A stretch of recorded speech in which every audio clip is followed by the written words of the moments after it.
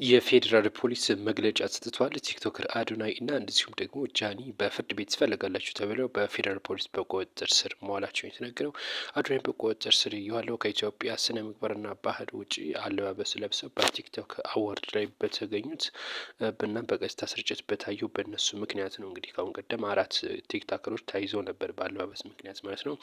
ከዛ ጋር ተያይዞም እንግዲህ አዶናይና ጃኒም በትናንትናው ዕለት ነው እንግዲህ ወደ ፍርድ ቤት ትፈለጋላችሁ በሚል ነው እንግዲህ ፌዴራል ፖሊስ በቁጥጥር ስር እያደረጋቸውን የተባለው። ከዚህ ጋር ተያይዞ ከ50 ሺህ በላይ ፎሎወር ያላቸው ማንኛውም በቁጥጥር ስር እንደሚውሉ ከማህበረሰብና እሴት ውጭ ያፈነገጠ የተለያዩ ወንጀል ድርጊቶች የሚሰሩ ከሆነ በቁጥጥር ስር እንደሚውሉ የፌዴራል ፖሊስ አስታውቋል። እንግዲህ ቲክቶከር አዶናይና እንደዚሁም ጃኒ ምን ጥፋተኛ ናቸው ወይስ አይደሉም የሚለው ምርመራ እየተደረገባቸው እንደሆነ የፌዴራል ፖሊስ አስታውቋል።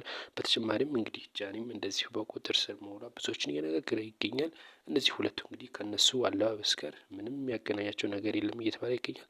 እናንተ እስኪ ሀሳብ ስጡበት። ምን ትላላችሁ? ሰብስክራይብ አድርጉ።